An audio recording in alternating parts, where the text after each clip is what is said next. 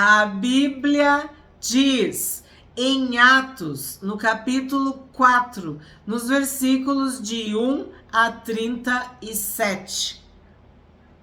Enquanto Pedro e João ainda falavam ao povo, chegaram os sacerdotes, o capitão do templo e os saduceus.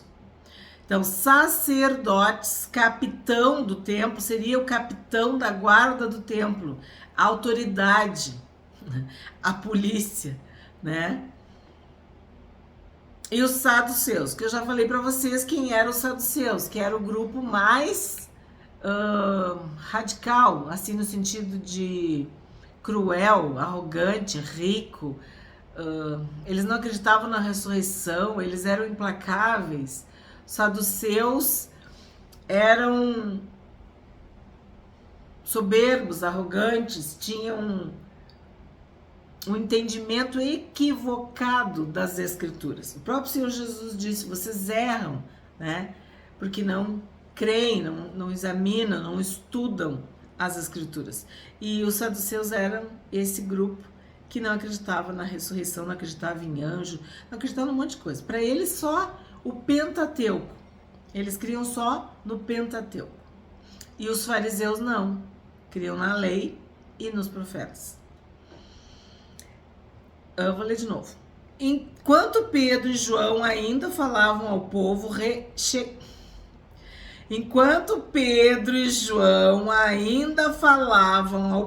chegaram os sacerdotes, o capitão do templo e os saduceus, ressentidos, porque os apóstolos estavam ensinando o povo e anunciando em Jesus a ressurreição dentre os mortos. Então, por que eles estavam ressentidos? Porque eles não criam na ressurreição.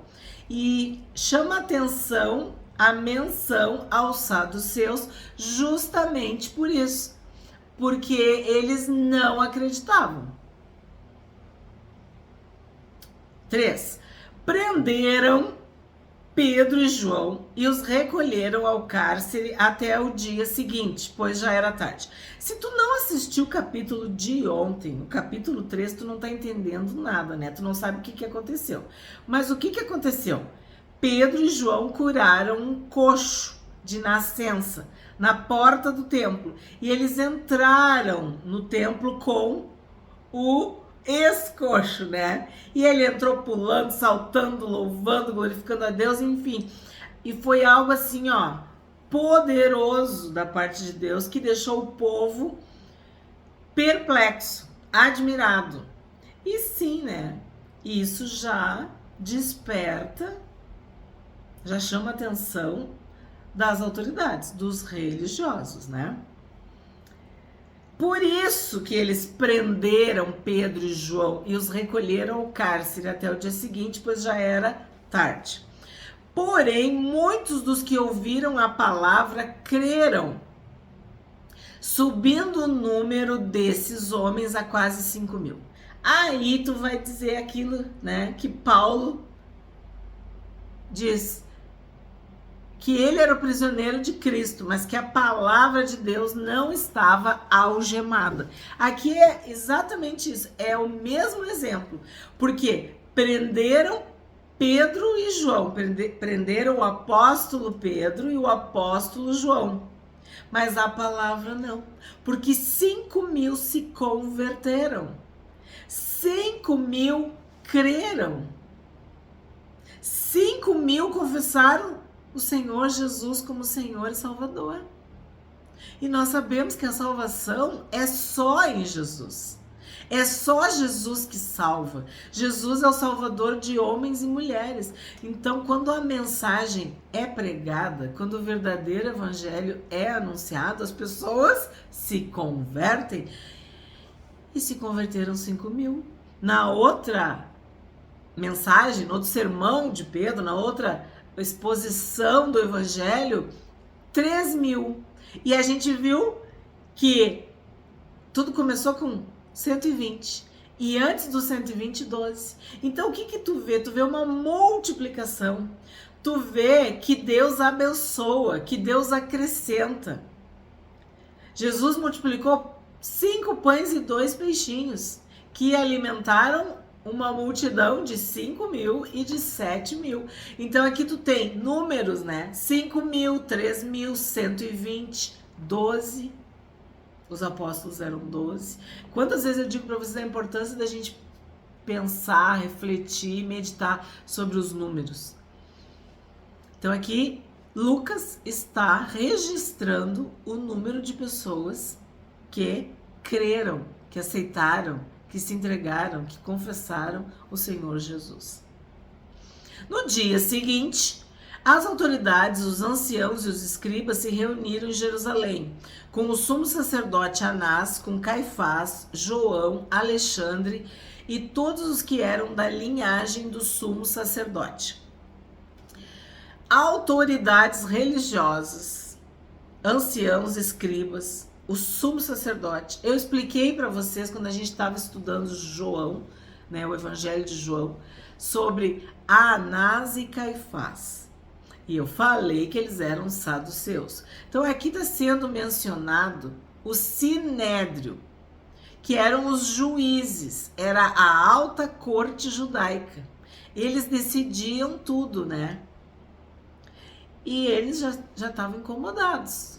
Que isso? O que aconteceu? O que esses galileus aí, esses seguidores de Jesus já estão fazendo, curando o coxo que estava aqui, que a gente conhecia, que todo mundo conhecia, quer dizer, não tem o que falar, né?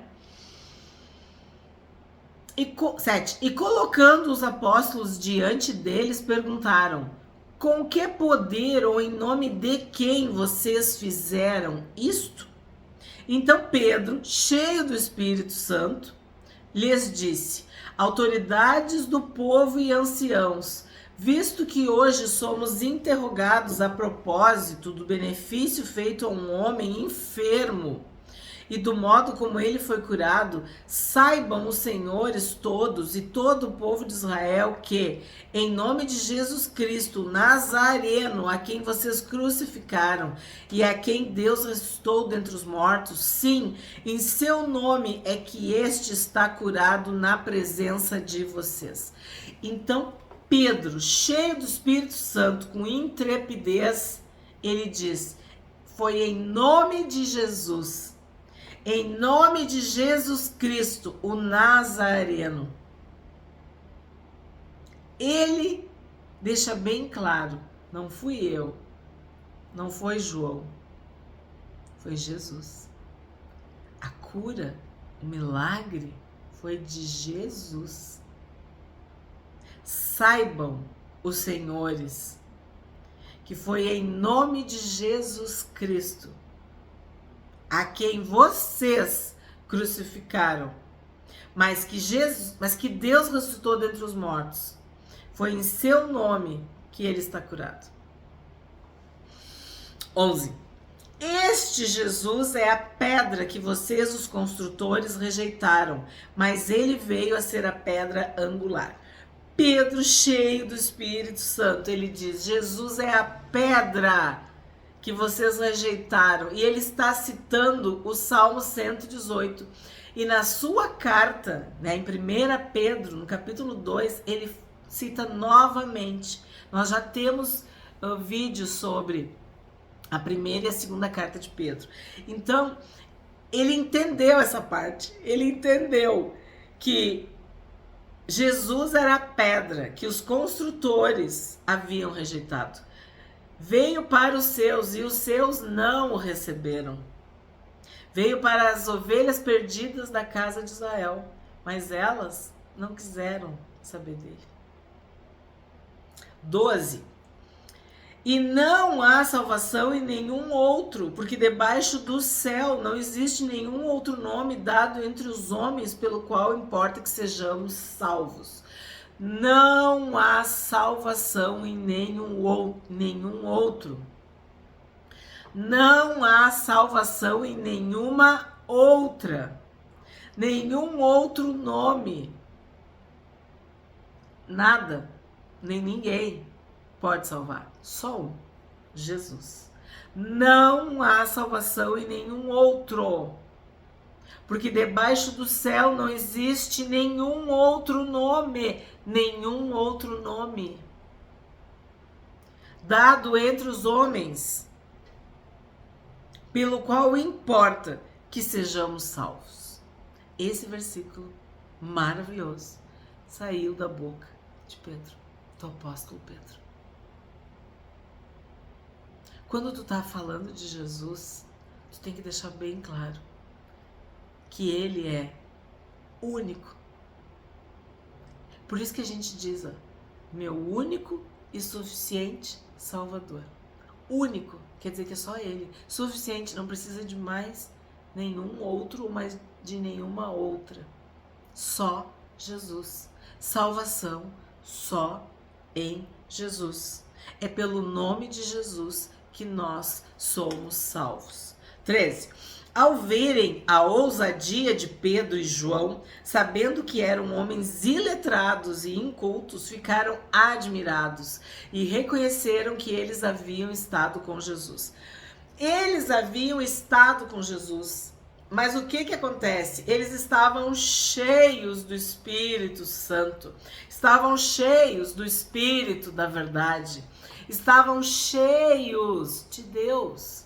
E o Espírito Santo nos ensinará todas as coisas. Então eles eram iletrados e incultos, mas isso não importa, porque o Espírito Santo te ensina tudo que tu precisa aprender.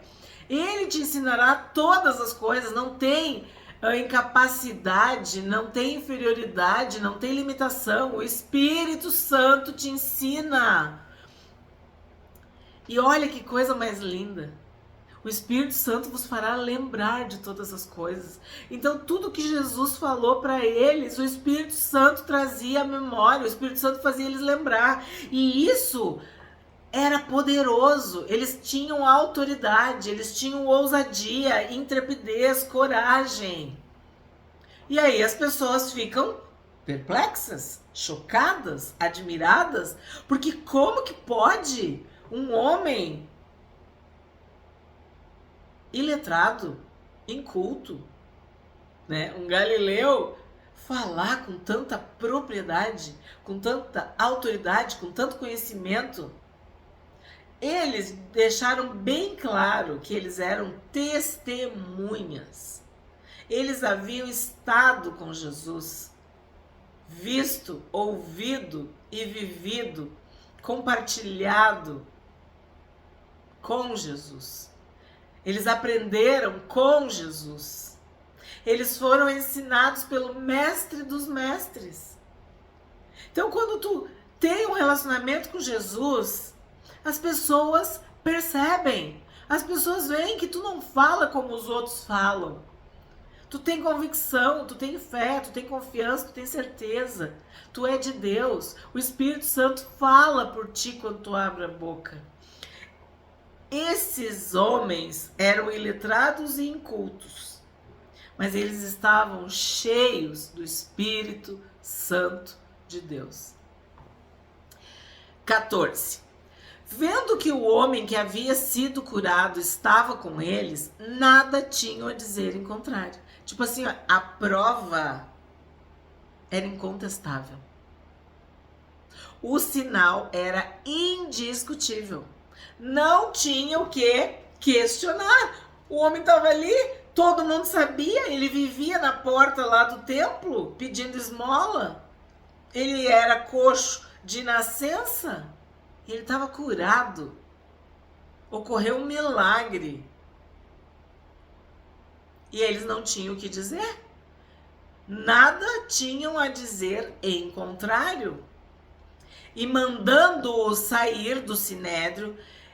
Sinédrio, já falei, vou repetir. Sinédrio era o grupo seleto de 70 anciãos, de 70 sacerdotes, líderes religiosos, fariseus, saduceus, mais o sumo sacerdote. E eles decidiam todas as questões, né? Então, aqui está sendo falado, mandando-o sair do sinédrio, discutiam entre si, dizendo: que faremos com estes homens? Pois todos os moradores de Jerusalém sabem que um sinal notório foi feito por eles e não o podemos negar. Então, notório, foi um sinal notório. Não tem o que falar, não tem o que refutar. O cara era coxo e agora ele está em perfeita saúde, normal, andando, pulando, cantando, louvando. Tá ali, ó. É uma prova.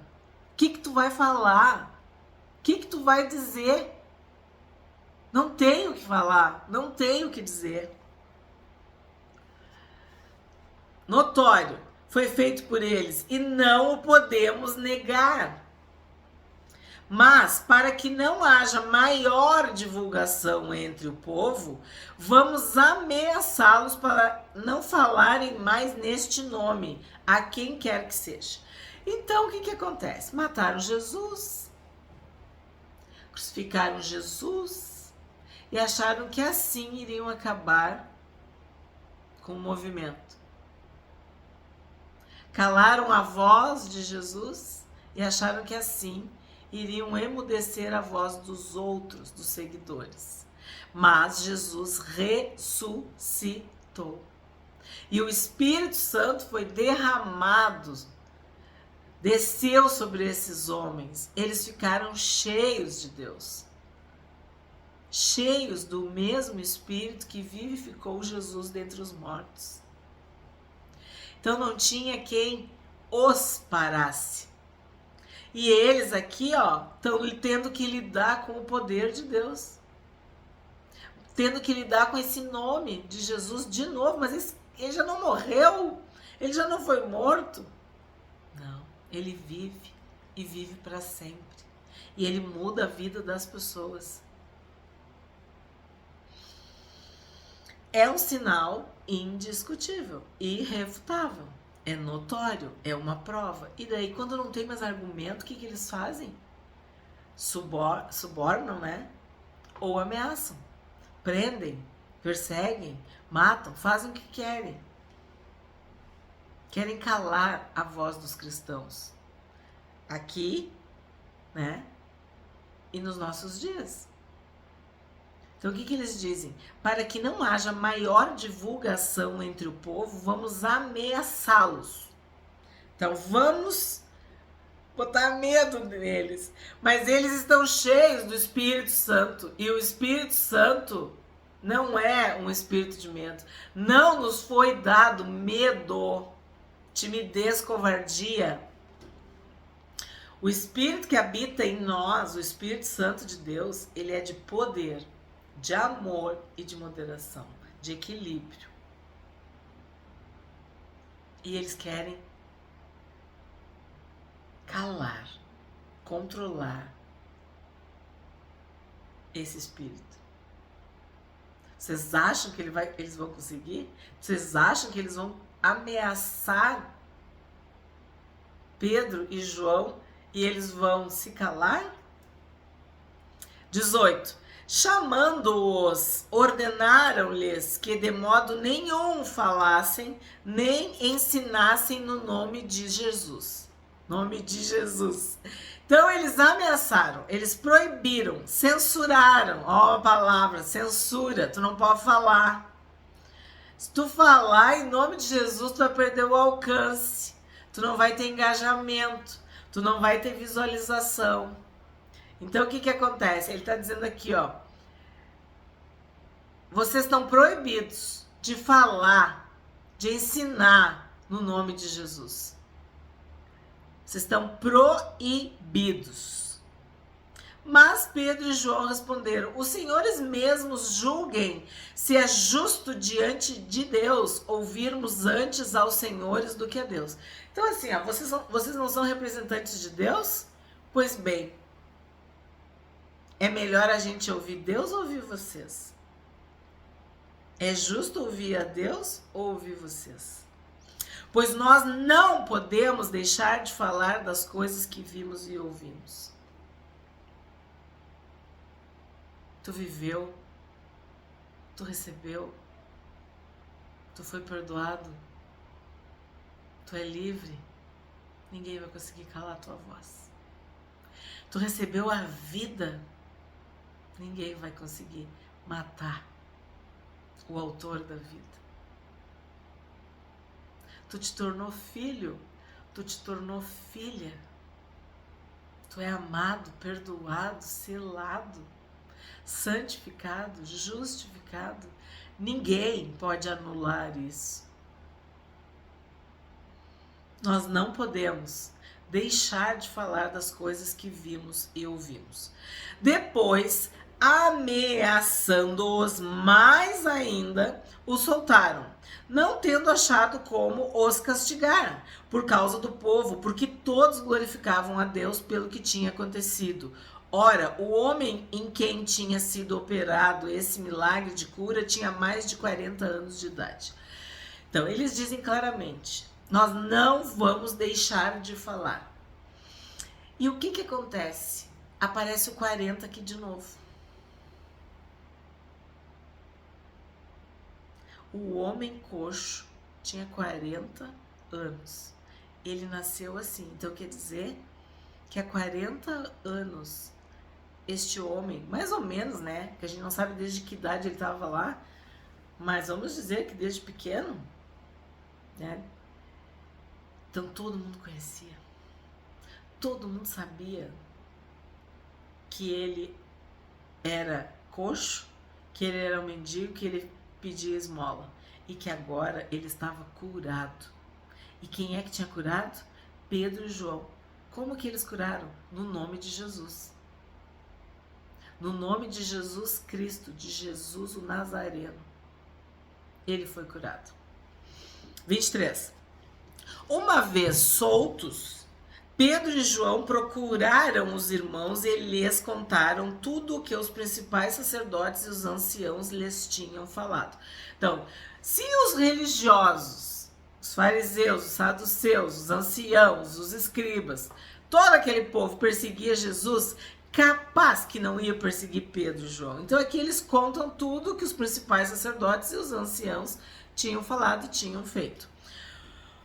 Ouvindo isto, unânimes, levantaram a voz a Deus e disseram: Tu, soberano Senhor, fizeste o céu e a terra, o mar e tudo que neles há. Então, mais uma vez, Lucas faz questão de falar unânimes.